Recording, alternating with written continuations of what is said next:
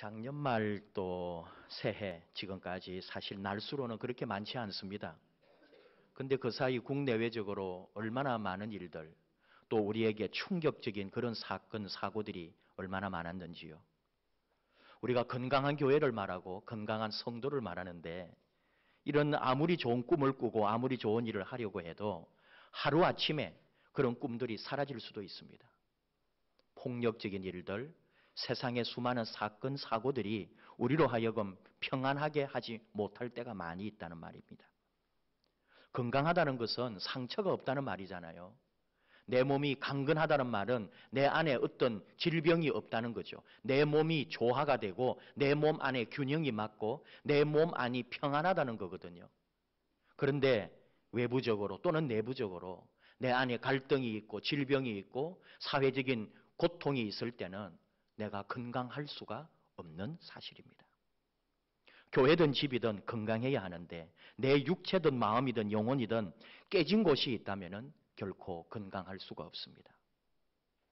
정치라든지 권력이라든지 재벌이라든지 그 자체가 사실 나쁜 것이 아닙니다. 그런데 이 시대에 가장 힘들고 괴롭고 잠 못 이루는 사람들이 바로 그런 일에 가담된 사람들입니다. 세상의 모든 비난을 그 사람들이 듣고 있습니다. 다음 선거에서 어떻게 벌어질지 모르겠습니다. 다음 정권에서 어떻게 심판받을지 모르겠습니다. 그러면은 대책을 세워야 하는데도 지금도 그 안에서는 자기들끼리 다투고 분열하고 있습니다. 평안이 없습니다. 돈도 권력도 무상하다고 하는 옛 어른들의 말을 우리가 아니라 지금 현직에 있는 정치인들이, 권력자들이 귀담아 들어야 할 것입니다. 대한항공 땅콩 사건에서부터 프랑스 테러에 어린이집 폭행 사건에 이르기까지 세상이 너무 시끄럽고 우리 마음을 아프게 하는 거죠. 잘났다는 사람들이, 잘 산다는 사람들이, 세상의 명예와 부를 얻은 사람들이 이 세상으로부터 온갖 비난을 다 받고 있죠. 또 종교의 이름으로 다른 종교인을 또는 종교의 이름으로 타인을 심판하는 시대에 우리가 살고 있습니다. 믿고 맡긴 내 자녀가 도리어 그곳에서 폭행을 당하고 아픔과 공포 속에서 떨었을 걸 생각해 보면은 어떤 부모가 그 몸에서 피가 거꾸로 솟지 않겠어요? 이런 문제를 도대체 어디서 풀어야 합니까? 우리 이웃의 문제, 내 가정의 문제, 어린이집, 학교에서부터 전 세계의 테러와 종교 분쟁, 인종 분쟁, 경제적 불평등 이런 시대에 이 모든 역사적 사건들 앞에서 이런 문제들을 어떻게 풀어갈 것인가 하는 거예요. 여러분, 정답은 하나뿐입니다. 그 흔한 정답이 하나 있어요. 예수 그리스도만이 이 문제를 해결할 수가 있습니다. 사람들은 그럴 거예요. 당신들은 교회니까, 당신들은 그리스도인이니까, 당신들 하는 말은 예수밖에 없으니까 뻔한 답 하지 말라고 할지 모릅니다. 아닙니다. 교회니까, 목사니까, 그리스도인이니까 그런 말 하는 게 아닙니다. 예수님만이 이 시대의 역사의 모든 문제를 해결할 수 있는 주인공이십니다. 예수님은 평화의 주님이시기 때문입니다. 히브리어로 샬롬, 헬라어로는 에이레네, 이 평화라고 하는 말은 우리말로 번역을 할 때 성경 안에 평화, 평강, 평안, 화평, 화목 이렇게 다양하게 표현을 할 수 있습니다. 우리말의 느낌은 조금씩 다르지만 이 모든 말은 평화라고 하는 말, 그 큰 뜻에 포함되어 있는 말들입니다. 예수님이 세상에 태어나실 때 하나님께서 우리에게 천사를 통하여 들려주신 말씀이 있죠. 누가복음 2장 14절 지극히 높은 곳에서는 하나님께 영광이요 땅에서는 하나님이 기뻐하신 사람들 중에 평화로다. 예수님이 이 세상에 오셨는데 하나님께서 처음 우리에게 주신 말씀이라는 거죠. 하나님께 영광을 돌리는 것은 마땅한데 땅에는 평화라고 하셨다 이거예요. 그 당대의 사람들이 그 말을 알아들었을까요? 저는 그 사람들은 그 당시에 그 말을 불명코 알아듣지 못했다고 생각합니다. 그랬기 때문에 그들은 나누어졌고 도리어 예수님을 죽이기까지 했던 종교 지도자들, 권력자들이 된 거죠. 예수님은 이 세상에 오셔서 평화의 사역을 하셨습니다. 화목, 화평, 평안, 평강. 하나님께서 사도 바울을 통해서 초대교회에 가르쳐 주신 말씀도 그거예요. 에베소서 2장 14절. 그는 우리의 화평이신지라 둘로 하나를 만드사 원수된 것 곧 중간에 막힌 담을 자기 육체로 허시고 하나님과 우리 사이에 막힌 이 담을 흘어버리신 하나님과 우리 사이에 화평의 길을 열어주신 분. 예수님이 이 땅에 오셔서 그 일을 하셨다는 거예요. 오늘 교동문에서도 여러분 요한 1서의 말씀을 읽었는데 아마 짐작하셨는지 모르겠습니다. 화목의 제물로 오신 예수 그리스도. 그분 때문에 우리는 하나님과 우리 사이에 화해를 이루고 우리는 사랑의 존재가 되었다는 것. 우리는 하나님의 사랑을 입었다는 것. 이걸 말씀하시는 거예요. 하나님과 우리 사이에 평화를 이루어 주신 예수님. 그분이 이 땅에 오셔서 그 일을 하신 거예요. 실제적으로 예수님은 이 땅에 오셔서 수많은 치유 사역을 하셨잖아요. 그 치유 사역이라는 게 뭘까요? 내 몸에 평안을 주는 거예요. 병든 자, 죽어가는 자, 가난한 자, 이 세상으로부터 소외받아서 상처 입은 영혼들이 그 안에서 회복이 되고 몸과 영혼이 조화롭고 몸과 영혼이 평강하도록 안식할 수 있도록 예수님께서 그런 사역을 해주셨다는 거잖아요. 제자들에게도 언제나 평안하냐. 예수님은 제자들을 만날 때마다 그렇게 인사하고 축복했습니다. 예수님을 만나러 오는 사람들에게도 평안할지어다. 그렇게 축복해 주셨거든요. 이스라엘 말로 샬롬이잖아요. 평안이. 평화, 화평. 근데 예수님 당시에는 아람어거든요. 예수님도 아람어를 사용하셨어요. 그렇게 말하면은 살람, 살라무 이게 더 정확할지도 모릅니다.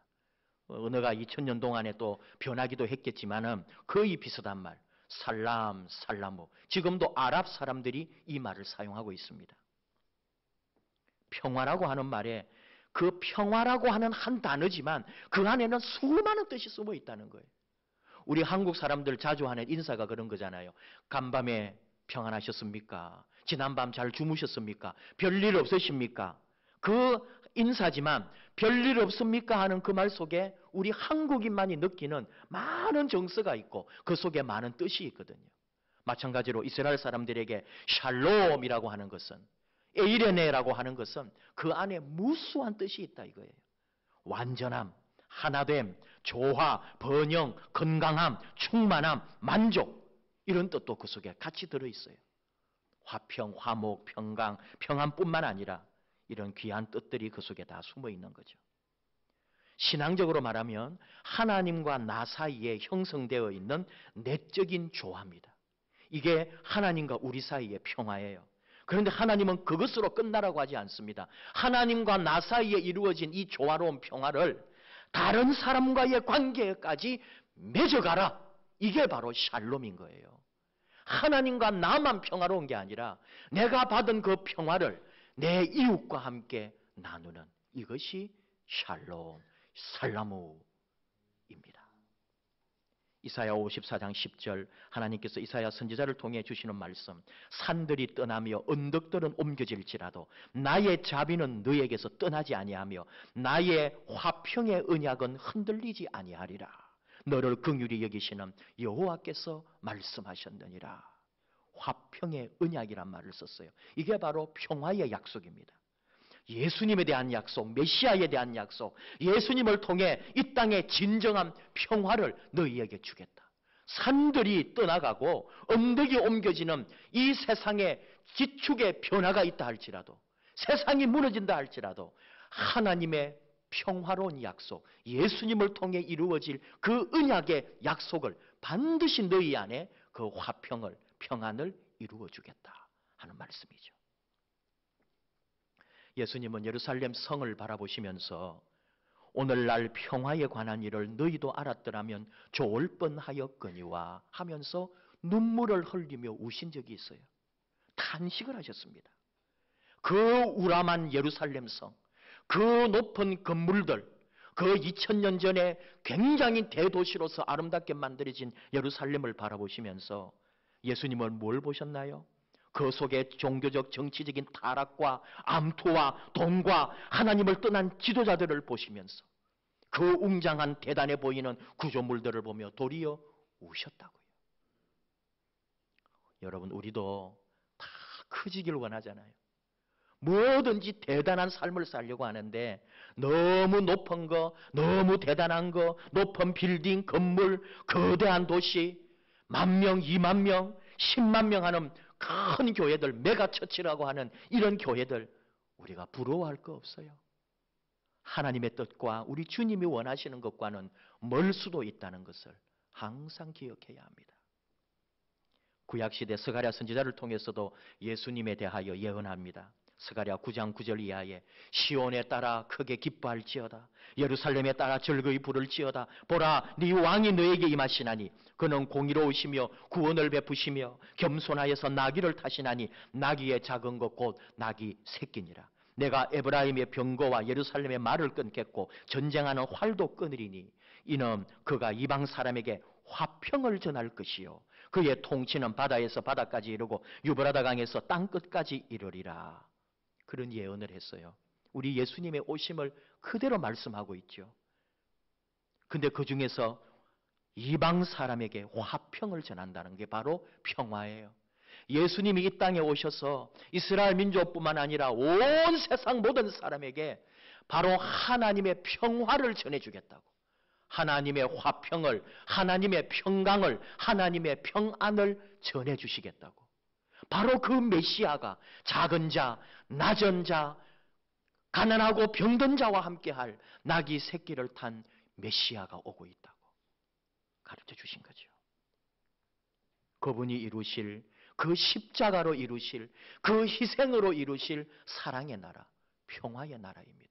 주님이 이 땅에 이루시고자 했던 하나님의 나라는 바로 그 십자가 사랑 안에 있는 사랑의 나라인 거죠. 사도행전의 초대교회를 말할 때도 사도행전 9장 31절 그리하여 온 유대와 갈릴리와 사마리아 교회가 평안하여 든든히 서가고 이런 말씀을 해요. 하나님의 교회가 초대 처음 교회들이 서서히 전파되어 나갈 때에 확장되어 갈 때에 거기에 중요한 개념이 평안하여 든든히 서갔다. 평안했기 때문에 든든해졌다는 거잖아요. 우리 교회는 평안해야 합니다, 여러분. 여러분의 가정이 평안해야 하는 것처럼 내 삶이 평안해야 하는 것처럼 우리 교회도 평안해야 합니다. 평화로워야 되는 거예요. 화해해야 되는 거예요. 화목해야 되는 거예요. 어린이집 얘기를 자꾸 하면 불편하겠지만은 그 선생님으로부터 맞은 아이를 우리가 생각할 때 왜 가슴이 아파요? 그 아이가 매일 어린이집에 갈 때마다 그 선생님을 볼 때마다 그 반에 들어갈 때마다 얼마나 불안하고 힘들었을까? 그 아이의 마음속에 세상은 평안하고 행복한 공간이어야 하는데 그가 매일 찾아가는 어린이집은 행복한 동산이어야 되는데 갈 때마다 불안했고 공포가 자리하고 있었다면 그래서 그 아이 마음을 생각하면 우리가 전율하는 거잖아요. 오늘 예수님께서는 우리에게 너무나 분명한 말씀을 하십니다. 너무나 구체적이고 쉬운 말씀을 하십니다. 너희가 어떻게 이 세상을 살아야 할지를, 어떤 자세로 그리스도인이 되어야 할지를 우리에게 말씀하고 계십니다. 오늘 말씀 21절 22절 옛 사람에게 말한 바 살인하지 말라 누구든지 살인하면 심판을 받게 되리라 하였다는 것을 너희가 들었으나 나는 너희에게 말한다. 형제에게 노하는 자마다 심판을 받고 형제를 대하여 나가라 하는 자는 공회에 잡혀가고 미련한 놈이라 하는 자는 지옥불에 들어가게 되리라. 한마디로 말할까요? 형제를 향하여 욕만 해도 너는 지옥불에 떨어진다. 그런 말씀이에요. 너의 형제에게 화만 내어도 너는 지옥에 갈 것이다. 우리 예수님은 단호합니다. 형제를 사랑하라는 거예요. 이웃을 사랑하라는 거예요. 교회의 성도를 사랑하라는 거예요. 우리가 제일 강조하는 것이 예배 아닙니까? 우리 교회의 첫 번째 가치가 거룩한 예배입니다. 봉사, 교육, 선교 그 어떤 것보다도 우리는 예배의 가치를 가장 소중하게 여깁니다. 그런데 그 예배도 형제 사랑하는 것보다는 앞서지 못한다는 거잖아요. 오늘 예수님 말씀하잖아요. 이스라엘 사람들이 여러분 예배를 얼마나 소중히 여기고 예배 잘못 드리면 죽어요. 절기 잘못 지키면 백성들로부터 돌에 맞아 죽습니다. 반드시 지켜야 할 의무입니다. 그런데도 그 예배보다도 더 중요한 게 형제와 화해하는 것이라고 말씀합니다. 절기를 제대로 지키지 않을 때 집단으로 따돌림 당하고 돌에 맞거든요. 우리도 여러분 예배 얼마나 중요하게 생각해요. 자녀들에게도 예배 드리라고. 내 자신도 제일 괴로울 때가 뭐예요? 예배를 제대로 못 드릴 때 괴롭죠. 그런데 말입니다. 김상중 버전이에요. 그것이 알고 싶다. 그런데 말입니다. 예배보다도 더 중요한 게 친구와 형제와 가족과 이웃과 화해가 먼저라는 거죠. 지금 우리 가운데 뛰어나가는 분이 있어야 되는데, 지금 당장 일어나서 화해하러 가시는 분이 있어야 되는데, 23절 예물을 제단에 드리려다가 거기서 내 형제에게 원망 들을 만한 일이 있는 것이 생각나거든 예물을 제단 앞에 두고 먼저 가서 형제와 화목하고 그 후에 와서 예물을 드리라. 먼저라는 말을 기억하십시오. 예배보다 먼저 할 일이 형제와 화목하고 서로 용서하고 분을 풀고 예배드리라 하는 말씀이에요. 예배보다 먼저 할 일이 평화하는 일입니다. 용서하는 일입니다. 용서받아야 할 일입니다. 사랑할 일입니다. 여러분도 라디오를 들으시나요? 여성시대 차를 타고 가다가 간혹 그렇게 들을 때가 있는데 기가 막힌 사연들이 나옵니다. 또 이렇게 인터넷에 올라온 신문의 기사들 중에도 정말 아버지가 저런 아버지가 있을까? 저것도 아버지일까? 그런 아버지가 있더라고요. 또 형님 중에 정말 끊어버리고 죽어버렸으면 좋을 것만 같은 그런 형님이 있는 거예요. 나이가 50살이 넘도록 평생을 부모를 힘들게 했고 형제들을 힘들게 했고 정말 더 이상 살 수가 없도록 만드는 그런 이야기들, 그런 사연들이 올라오지 않습니까? 그런데요, 그 마지막 말이 소중한 거예요. 평생을 욕을 했어요. 평생을 원망했어요. 아버지를 또는 형님을. 그런데 그 마지막 이 편지를 보낸 사람들이 하는 말이 있잖아요. 평생을 욕을 했지만, 평생을 저주했지만, 평생 모르기를 바라고 인연이 끊어지기를 바랬지만 지금은 용서하렵니다. 지금은 사랑하렵니다.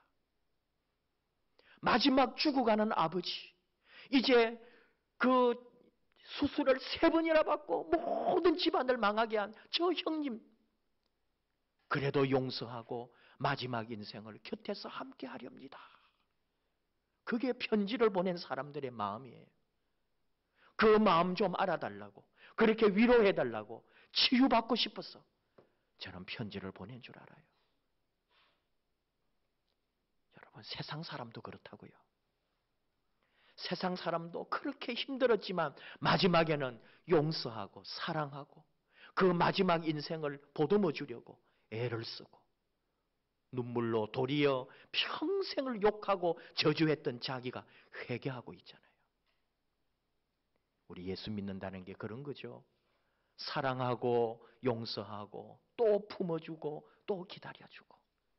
우리 예수 그리스도에게서 배우는 그 예수님의 모습은 뭔가 수욕을 다 당하고도 말없이 침묵하고 계시며 저주를 받고 침을 뱉고 매를 때리고 얼굴을 때리고 내 옆구리를 찔러도 죽어가는 한 마리 재물처럼 말없이 그 모든 걸 지고 가는 주님을 우리가 기억해야 합니다. 왜요? 화평과 평화의 사도로 왔기 때문에. 화해하고 용서하고 이곳을 사랑의 나라로 변화시켜야 되기 때문에 내가 먼저 죽어주는 거죠. 데살로니가후서 3장 16절 사도 바울을 통해 주님 말씀합니다. 평강의 주께서 친히 때마다 일마다 너희에게 평강을 주시고 주께서 너희 모든 사람과 함께 하시기를 원하노라.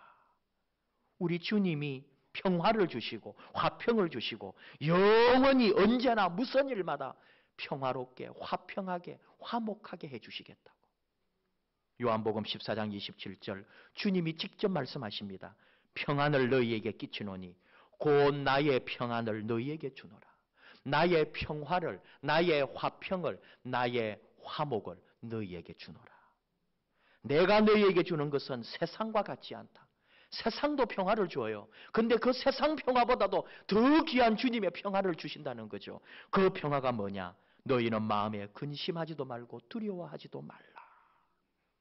근심도 하지 말고 두려워하지도 않는 화평, 평안, 그 마음으로 너희가 살 수 있도록 주님이 우리에게 그 평안을 주신다는 거죠. 이미 주님은 주셨습니다. 십자가의 사랑으로, 그분이 십자가에 죽어주심으로 하나님과 우리 사이에 평화를 이루고 이웃과 이웃에 있는 내 사랑하는 이 땅의 사람들과 함께 평화하라고 이미 주님은 우리에게 그 평화를 십자가의 죽음으로 우리 안에 선물로 주셨거든요. 우리가 그걸 받았어요. 우리가 그 평화의 선물로 이웃과 함께 나아가는 거죠. 테러를 한다고 이슬람 교인들을 또는 그 이슬람 사람들을 도리어 저주하고 또 테러하려고 하는 거예요. 우리가. 그래서는 안 되는 거예요. 언제나 주님의 마음으로 내가 당했다고 복수하는 게 아니라 당한 것은 나로 끝내고 내 안에서 도리어 화평을 나눔으로 하나님의 큰 평화의 사도로 우리가 함께 가는 거죠. 우리 이 시간에 찬양하기 원하는데요. 성 프란시스코의 평화의 기도가 있죠. 나를 평화의 도구로 써주소서. 우리 함께 찬양으로 평화의 기도 같이 한번 부르기를 원합니다. 우리 같이 주여 나를 평화의 도구로 써주소서 함께 불러봅시다.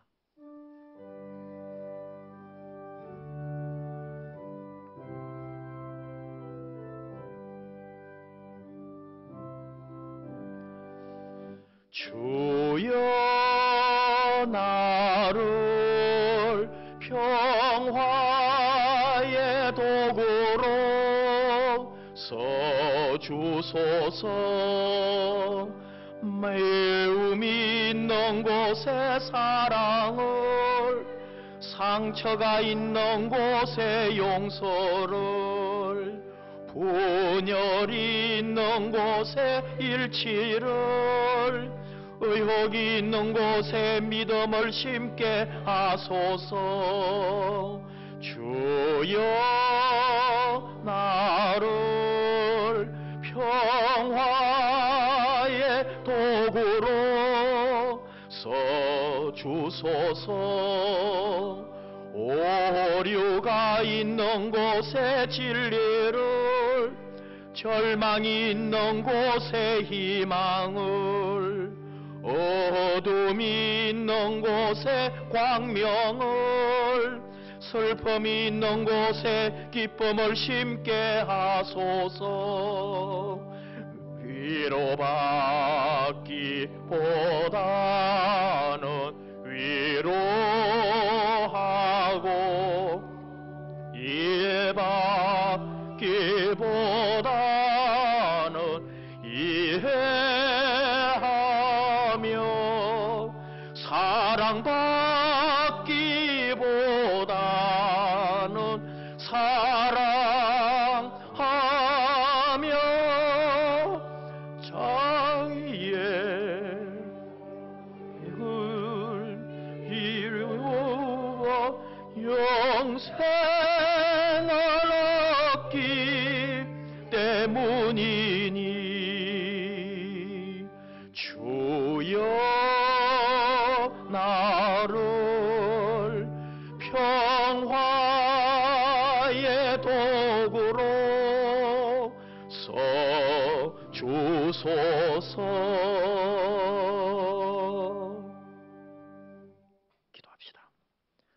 하나님 아버지, 감사합니다.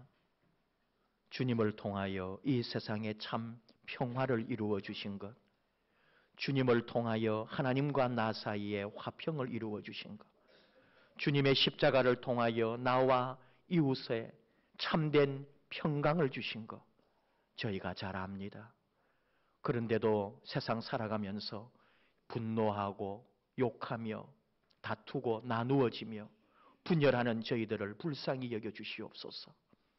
내가 먼저 손 내밀고, 내가 먼저 화해하고, 내가 먼저 용서하고, 내가 먼저 무릎 꿇는 아름다운 주님의 마음으로 사는 저희들 되기 원합니다. 예배보다도 먼저 화해하라고 하시는 주의 말씀 듣습니다. 세상의 그 어떤 것보다도 이웃과 화목한 것이 우리 주의 뜻인 것을 배웁니다. 언제나 내가 먼저 낮아지고, 내가 더 많이 참고, 내가 더 많이 하나님 앞에 무릎 꿇는, 내가 더 많이 사랑하는 참 하나님의 자녀들로 삼아 주시옵소서. 우리 교회가 평화의 교회, 우리 교회가 안식의 교회, 그리고 말로 할 수 없는 화평이 있는 교회, 그리하여 이 지역을, 이 민족을 평화롭고 화목한 나라로 만들어가는 일에 쓰임받기 원합니다. 우리 교회를 평화의 도구로 써 주시옵소서. 예수님의 이름으로 기도하옵나이다. 아멘.